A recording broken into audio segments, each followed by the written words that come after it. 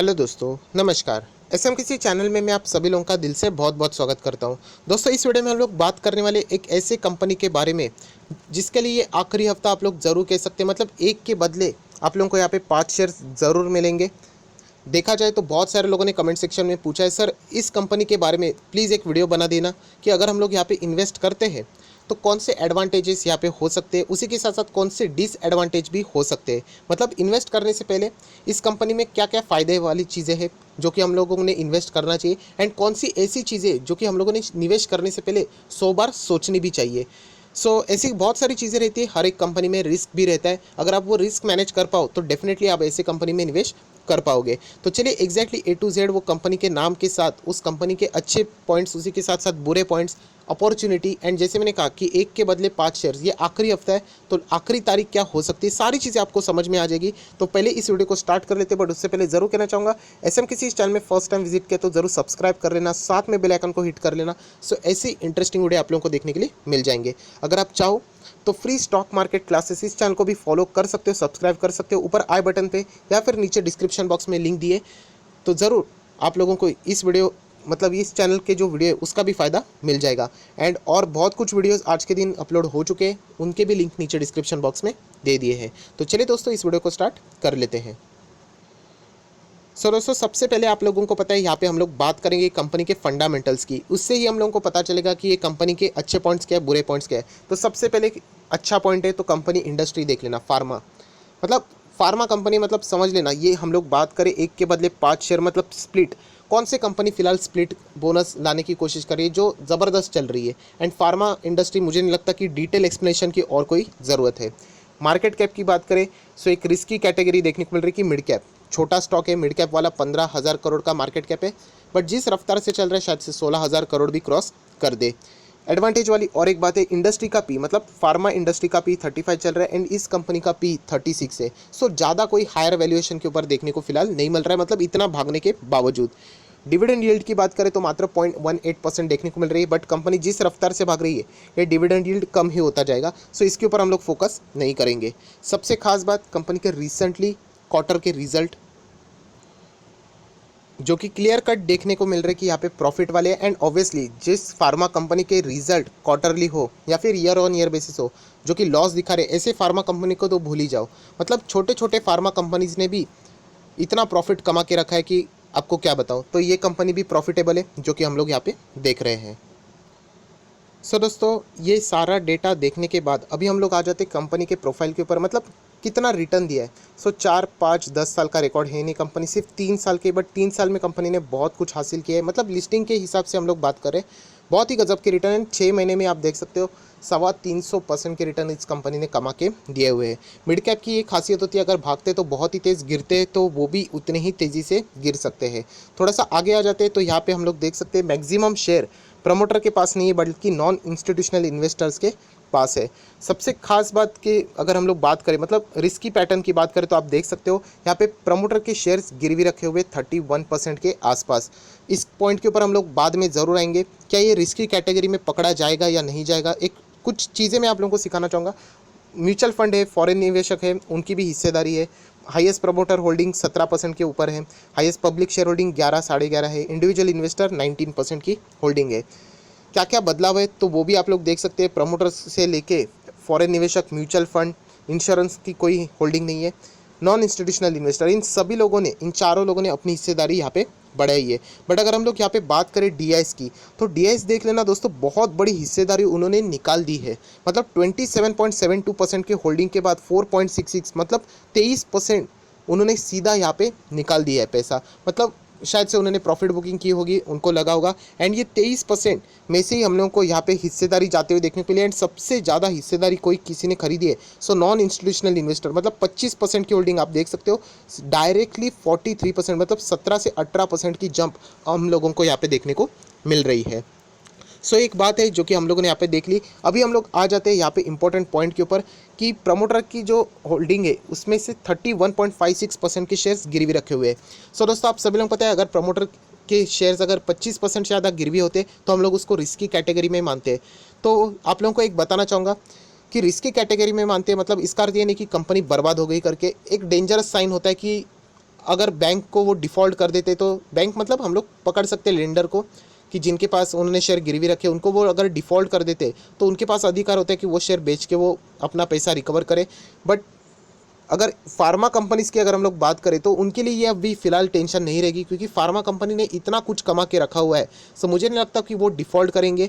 हाँ, ये सिचुएशन अगर अदर देन फार्मा कोई रहेंगे, मतलब ऑटो, मेटल रहेंगे, मीडिया रहेंगे, तो उनके लिए ये सिचुएशन बिल्कुल सेम रहेगी कि प्रमोटर की प्लेजिंग अगर ज़्यादा रहेगी तो वहाँ पे रिस्क बनी रह सकती है। बट फार्मा कंपनी के लिए अभी ये प्रमोटर की शेयर होल्डिंग में भी जो प्लेज देखने को मिल रहे हैं वो इतना कोई रिस्की कैटेगरी नहीं रहा है, क्योंकि गजब का परफॉर्मेंस इस कंपनी ने यहाँ पे दिया है। उसी के साथ साथ कुछ इंपॉर्टेंट पॉइंट्स बताऊंगा, पर उससे पहले आ जाते कंपनी के नाम के ऊपर, एंड उसका नाम है लोरस लैब। यस दोस्तों, एक के बदले 5 शेयर यहाँ पे मिलने वाले। एंड ये कोई मैंने फर्स्ट टाइम नहीं, इससे पहले 2 से 3 बार वीडियो बना दिया, आपको दिखाना चाहूँगा। यहाँ पे जो ये न्यूज़ है लगभग 4 महीने पहले मैंने कवर की थी। आप लोग देख सकते हैं शेयर होल्डर को लॉटरी लगी, क्योंकि इनके Q4 के नंबर्स लुरुस लैब के बहुत ही शानदार थे। फार्मा कंपनी तो आएंगे ही, उसी के साथ साथ कंपनी ने डिविडेंड भी दिया था, एंड उसी के साथ साथ एक के बदले 5 शेयर भी मिलेंगे।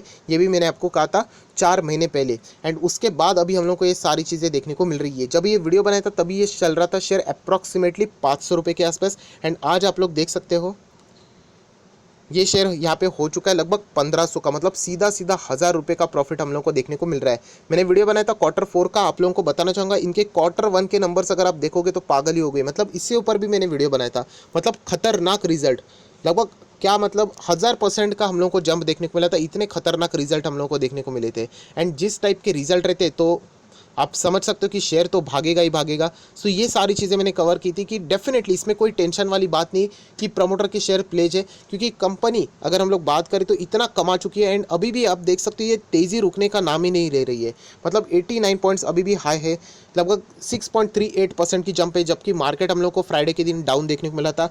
तो यहाँ पे इसके लिए ये हम लोग को तेज़ी देखने को मिल रही है, क्योंकि फार्मा सेक्टर है एंड ये कंपनी के रिजल्ट आउटस्टैंडिंग थे।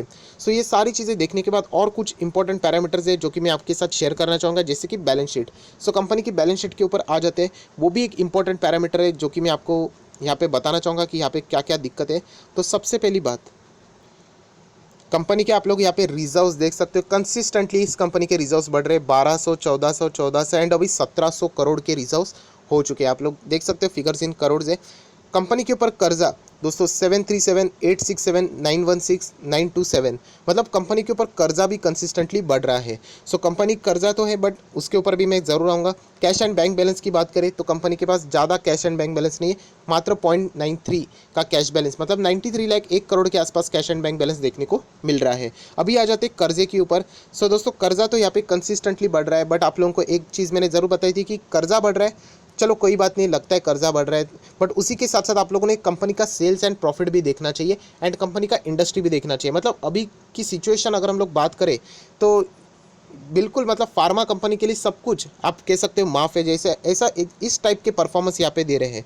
मतलब मैं आपको यहाँ पे दिखाना चाहूँगा, इस कंपनी के सेल्स आप लोगों को समझ में आएंगे, परफॉर्मेंस समझ में आएंगे, तो आप लोग बोल सकते हो कि यस ये कंपनी गजब का यहाँ पे परफॉर्मेंस दे रही है। सो हम लोग थोड़ा सा यहाँ पे नीचे स्क्रॉल डाउन कर लेते हैं तो आप लोगों के सामने वो डेटा आ जाएगा।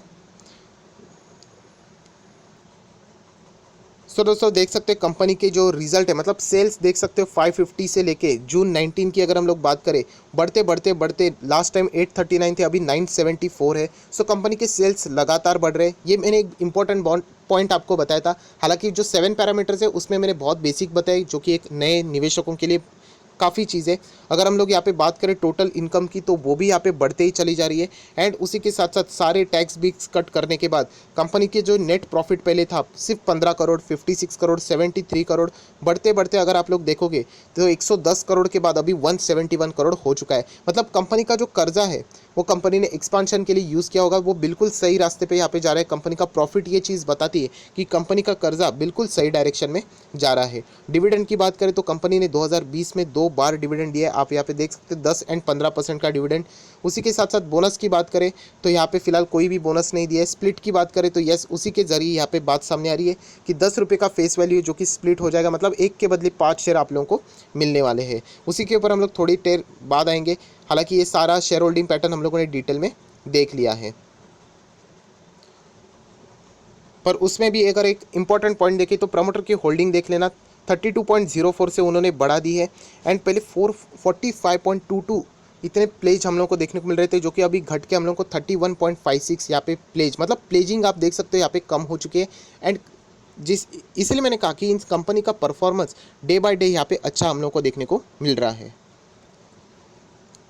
दोस्तों बात करें यहाँ पे 52 वीक लो की, तो 13 मार्च 20 को ही कंपनी 295 तक क्रैश हो चुकी थी। इतना खराब परफॉर्मेंस, मतलब नीचे आई थी क्योंकि बाजार एक प्रेशर वाला था। बट हाई की बात करें तो 18 सितंबर फ्राइडे के दिन 1520, मतलब क्या कंपनी भागी है, डायरेक्टली 300 रुपये से 1500 तक यहाँ पे हम लोगों को देखने को मिल रही है। सो गजब का परफॉर्मेंस कंपनी ने दिया है। अगर हम लोग बात करें 18 सितंबर की, तो 38% की डिलीवरीज देखने को मिल रही है। अभी आ जाते हैं मेन मुद्दे की बात, जो कि बहुत सारे लोग पूछ रहे हैं इसका आखिरी ये तारीख कब रहेगा। सो स्प्लिट से रिलेटेड आप लोगों को बताना चाहूँगा 29 सितंबर को ये कंपनी एक्स डेट, मतलब यहाँ पे स्प्लिट से रिलेटेड एक्स होने वाली है। सो उससे एक दिन पहले अगर आप लोग ये शेयर खरीद लोगे तो आप लोगों को एक के बदले 5 शेयर मिल जाएंगे। बट वापस में इससे पहले बहुत बार वीडियो बना चुका हूँ कि सिर्फ स्प्लिट के लिए आप लोगों ने कभी भी शेयर नहीं खरीदना चाहिए, क्योंकि अगर आपको लगता है कि स्प्लिट का आपको फ़ायदा होगा कि एक के बदले मुझे 5 शेयर मिलेंगे, तो ऐसा कोई फ़ायदा नहीं होगा, क्योंकि ये शेयर का प्राइस अभी आप लोगों को कितने पे देखने को मिल रहा है, 1500 पकड़ लेते, तो इसको डिवाइड बाय 5 भी आप लोगों को करना पड़ेगा। सो उतने से ही वो शेयर नीचे भी आएगा। मतलब अभी ये शेयर 1500 देखने को मिल रहा है। अगर आपको ये लगता है कि एक के बदले आपको 5 शेयर मिलेंगे एंड उसके बाद ये 1500 पे ही रहेगा तो मैं बेच दूंगा, तो ऐसा नहीं। ये शेयर का प्राइस डिवाइड बाय 5, मतलब आप पकड़ सकते 300 रुपये के आसपास देखने को मिलने वाला है। सो इन्वेस्टमेंट आपको उतना ही रहने वाला है। तो इसलिए मैं कहता हूँ कि स्प्लिट कभी भी आपका कभी फोकस नहीं होना चाहिए। बोनस स्प्लिट ये इंपॉर्टेंट ज़रूर है, बट उससे पहले हम लोगों ने देखना चाहिए कि कंपनी के पैरामीटर्स। एंड फार्मा कंपनीज आप सभी लोगों को पता है तेज़ी से दौड़ रहे, किसी भी फार्मा कंपनी के लिए अभी ना बोलना ये बहुत ही ज़्यादा डिफिकल्ट हो चुका है। सो कंपनी के रिजल्ट भी ऐसा हो चुका है कि हम लोग स्पीचलेस हो चुके हैं। कंपनी के Q4 के रिजल्ट शानदार थे, हमें लगा था इससे अच्छा क्या, तो कंपनी ने Q1 के रिजल्ट उससे भी भयंकर दिखा दिए। सो कंपनी के रिजल्ट जब तक अच्छे, हम लोग ये तेज़ी और भी बड़ी होती हुई एक्सपेक्टेशन यहाँ पे रख सकते हैं।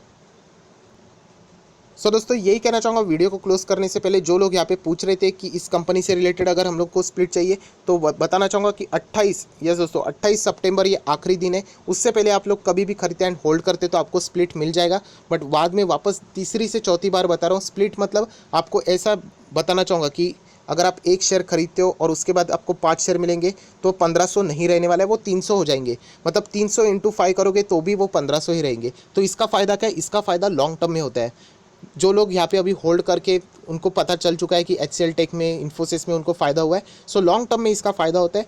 जो कि अभी हम लोगों ने इसको बहुत ही नीचे लेवल पे ख़रीदा था, तो उन लोगों को यहाँ पे फ़ायदा हो सकता है आगे। सो जितने भी फार्मा कंपनीज है दोस्तों, वापस वीडियो क्लोज करते हुए यही कहना चाहूँगा, जब तक कोविड का ग्राफ यहाँ पे इंडिया का भाग रहा है, तब तक ये फार्मा कंपनीज का भी ग्राफ ऐसे ही हम लोग को ऊपर भागते हुए देखने को मिलेगा। एंड कंपनी के Q1 के भी रिजल्ट अच्छे, सो Q2 के भी रिजल्ट यहाँ पे अच्छे आने वाले हैं। सो हम लोग कह सकते हैं कि कंपनी और भी हम लोग को आगे फ्यूचर में तेज़ होती हुई देखने को भी मिल सकती है। सो आशा करता हूँ दोस्तों जितने भी आपके डाउट्स थे वो क्लियर हो चुके होंगे। अगर आपको ये वीडियो अच्छा लगे तो ज़रूर लाइक करना, दोस्तों के साथ शेयर करना, तो उनको भी ये सारी बातें पता चल जाएगी। So that's it, thank you very much दोस्तों, we will be meeting in our next video. तब तक के लिए बाय बाय।